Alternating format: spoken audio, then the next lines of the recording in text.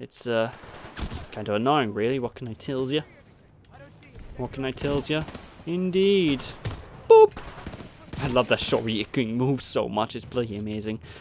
But of course, there's no real places you'll usually find where you can actually easily pick up weapons. So whenever you're running low on ammo and whatnot, you will usually find yourself having to loot the enemy boxes constantly, you know, ladies and gentlemen. But, oh god, hello. Surprised he didn't take the advantage there that I gave him to actually shoot me in the face, but there we go. Boop! Oh, I love that. Like I said, the punching in this game just feels so good. I mean, I'm sure I'm not going to be gushing all the way through this LP, ladies and gentlemen. There are problems with this game, and as soon as they come to mind, I will actually bring them up. But, you know, for the most part, I do absolutely adore it. What can I tell you? Yeah, eat grenade.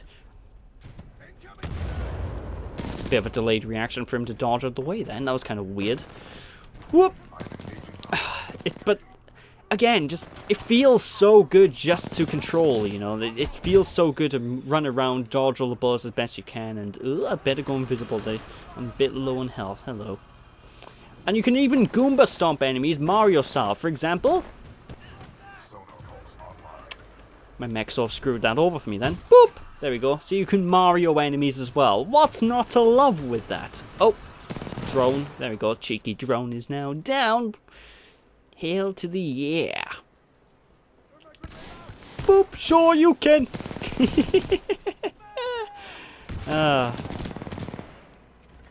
Like, it's such a shame as well that I know loads of people probably bought this game and they never touched the campaign because they're largely only buying these games for multiplayer. And it's such a shame because it's clear that a lot of work went into the campaign of this one, and the campaign is just, it's really fun and really well done. So it's such a shame that I know there is a group of people who will never actually get a chance to play this and experience it because, well, they're too stuck in their ways of going into multiplayer.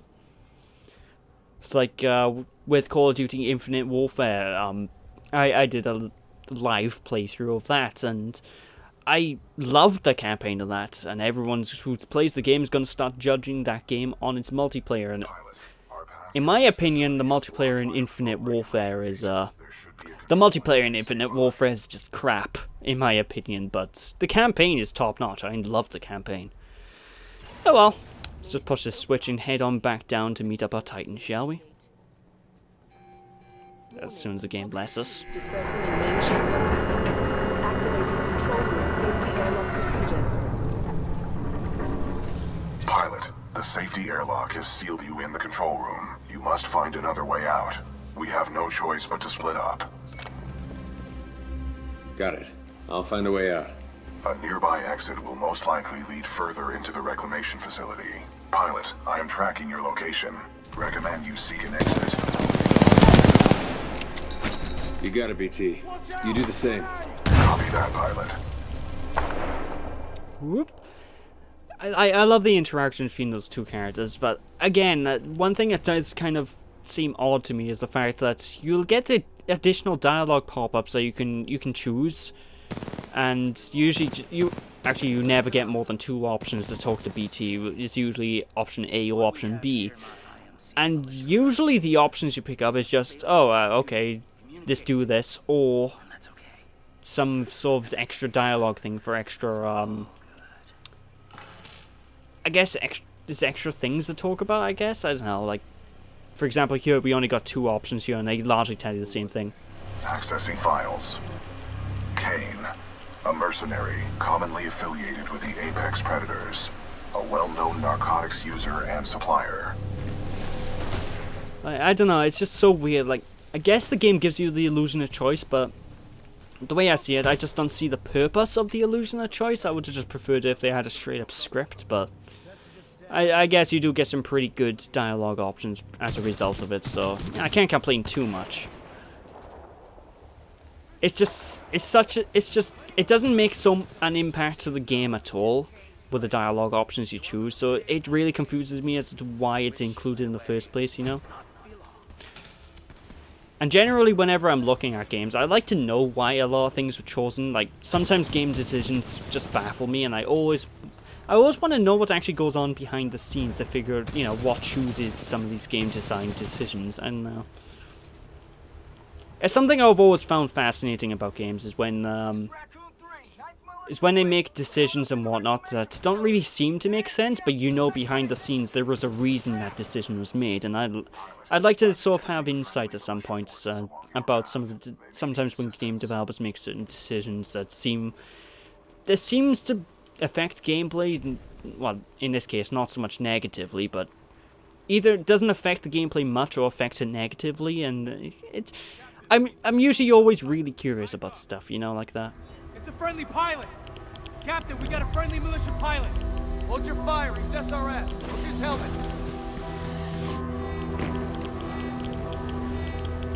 Good to see a friendly pilot, sir. Our squad is taking a beating. They could use some help up ahead.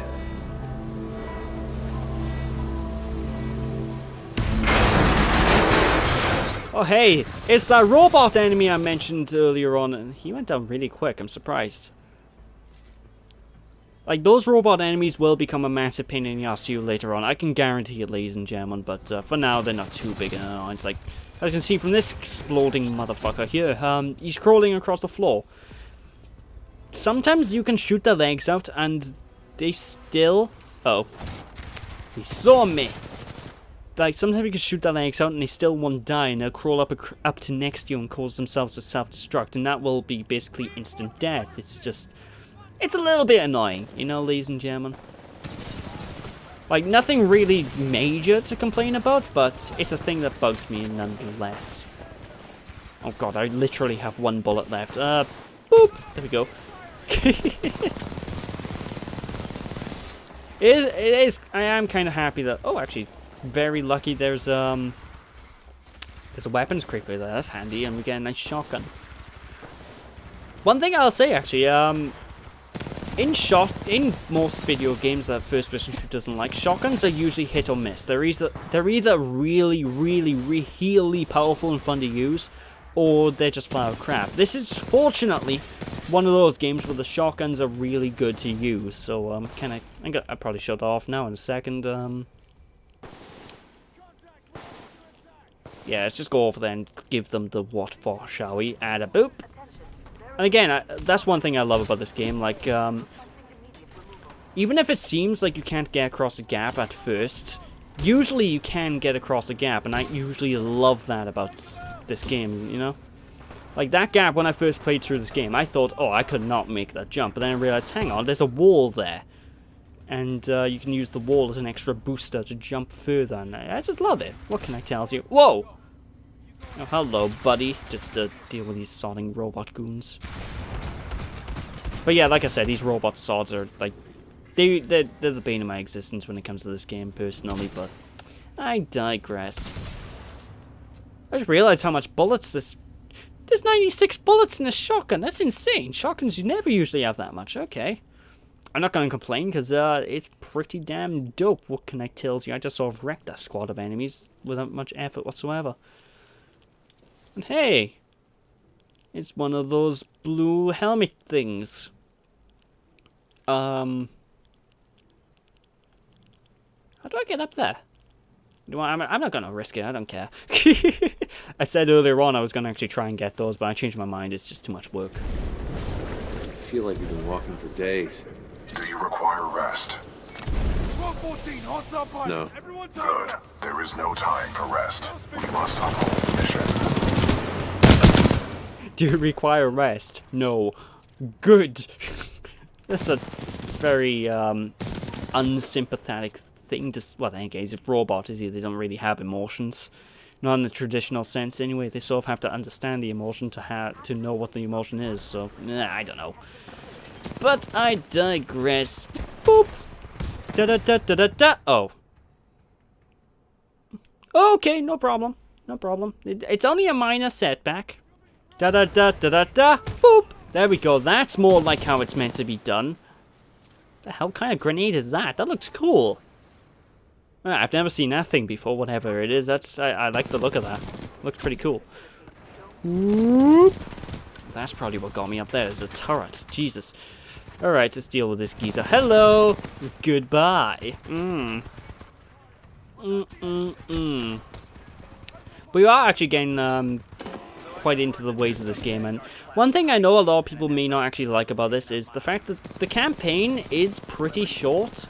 Like, my first playthrough, I beat this campaign in about 5 hours? Something like that, you know? It's a really, really short campaign, and that's something a lot of people may not like too much.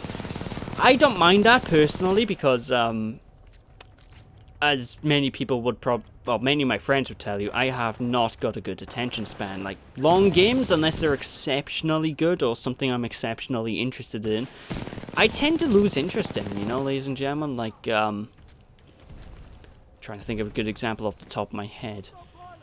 Well, to date, I've never finished any Final Fantasy game except for Final Fantasy VII, you know, so that goes to show with that. And I love the Final Fantasy franchise as well. But I've never been able to finish any of them except for 7. So I guess that's a good example of me losing interest. And Bioshock, the original Bioshock, although I have beat that, but I generally get halfway through the game and then stop playing it for months on end, you know? There's a Vanguard class Titan in the facility. I think it's SRS. You think it's SRS? Hazardous waste pump now. Are those enemies? No, doesn't look like. Alright then, let's get out of here and meet up with our Titan pretty soon. Pilot, exercise caution. And you can say that again. Pilot, exercise caution.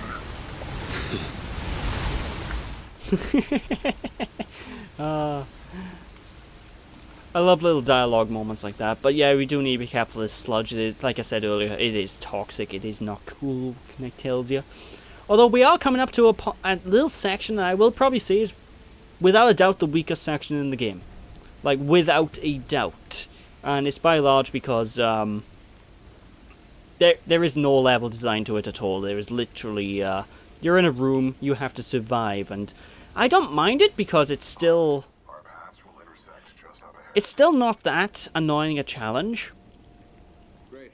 Sounds good. but, Multiple IMC security forces. I don't know, I basically, there's a section coming up where we have to survive from waves of enemies, and it's still fun, but it's what I consider to be the black spot of the game.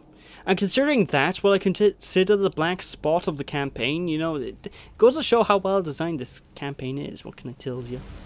It's good to see you, buddy. It is good to see you too, pilot. The controls to deactivate the sludge flow are in the next chamber, marking your HUD. Alright, let's head on down there, shall we?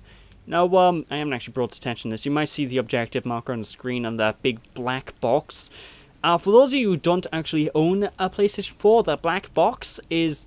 well, that's the touchpad. It's basically a glorified select button. So I press it, boom, the objective shows up. I don't understand why Sony bothered with a Sonic touchpad. I know like maybe 3 games that make use of it. It's like the 6-axis on the DualShock 3 controller. Like, I think the only game I owned that utilized that was Infamous, Ratchet and Clank, and Uncharted. I think those are the only games I owned that actually utilized 6-axis. At the top of my head, anyway, it's a lot of PlayStation games. Security forces.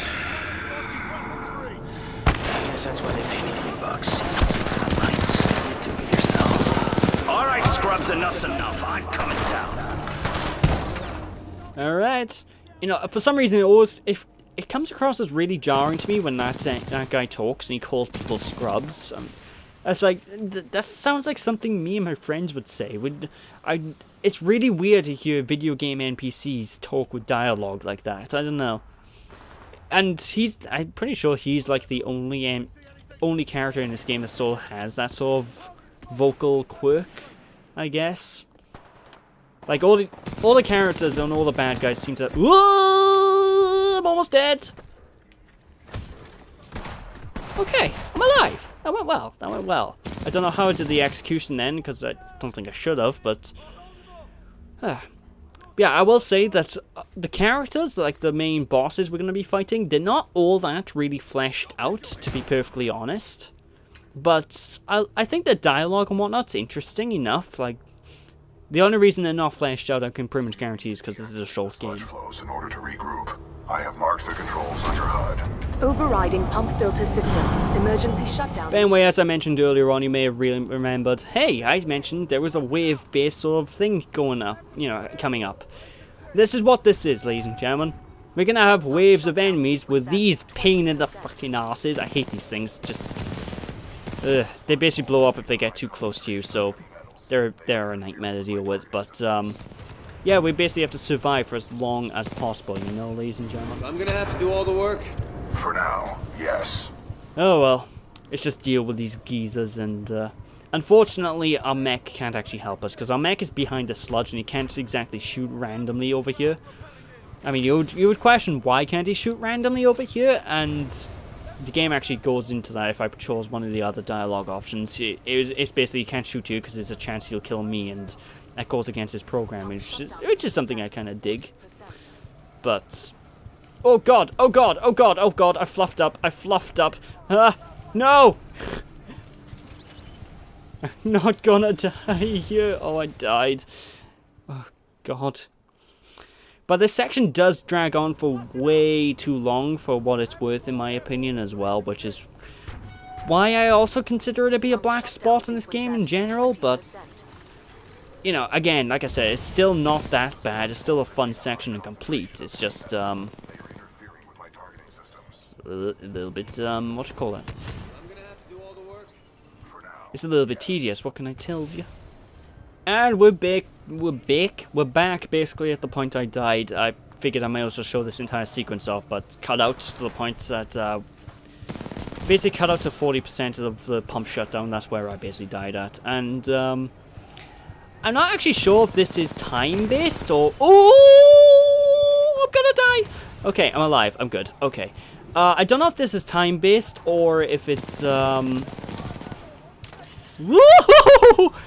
Or if it's bloody enemy-based. Like, I don't know if dealing with enemies and shooting them down actually causes the sequence to go by quicker. But it does go on for a little bit too long for my liking, ladies and gentlemen. But that's just my opinion. What can I tell you? Da da da da da da. Oh, I missed. It's a good thing that's stupid. Boop. Boop. Oh god, there's another one. Boop. Uh oh, that's not cool. But yeah, those like annoying mine things are a pain in the ass, and as I said way at the beginning of the LP, you need a master sort of moving around the areas. If you can't move around the areas and do damage and get in and out of places quickly, consider yourself already dead, ladies and gentlemen.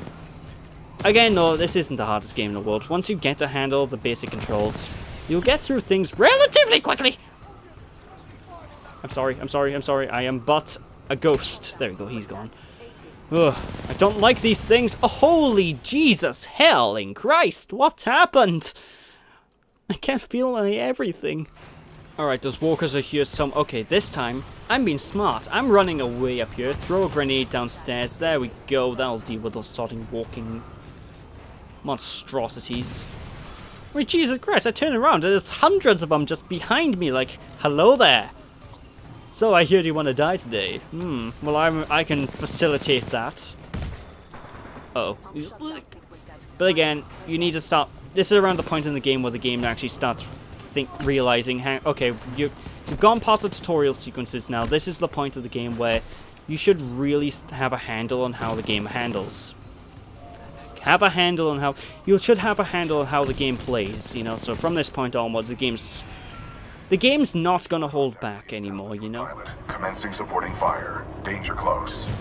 And again, as I said beforehand, it isn't, oh god, these guys are getting decimated. It's still not that hard a game, but basically the game's not gonna hold your hand as much. That's basically what I'm getting at. What can I tell you, ladies and gentlemen? Oh, sure you can! I freaking love the punch, it's so good! It's so good! Oh!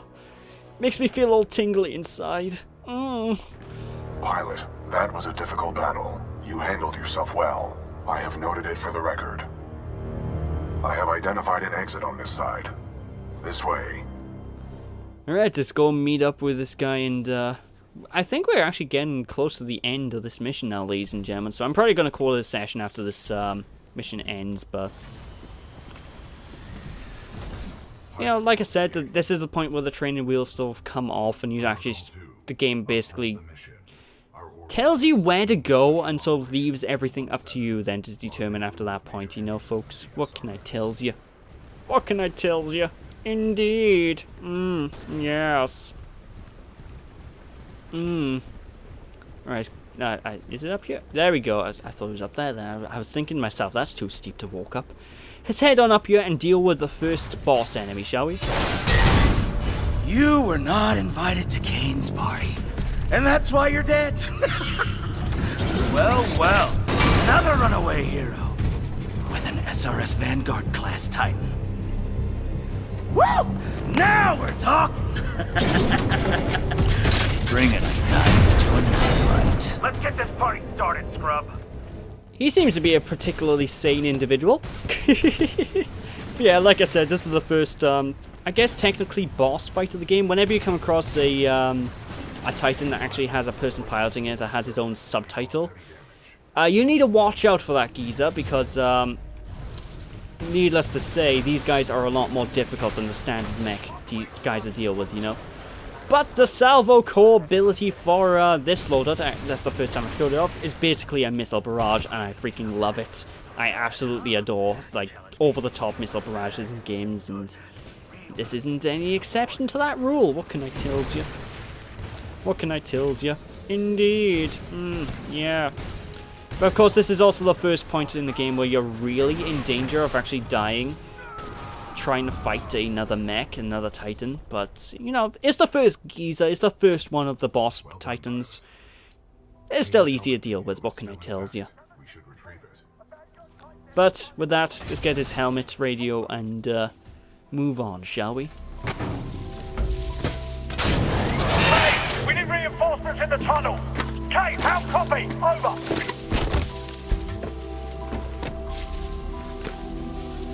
Come in, Kate!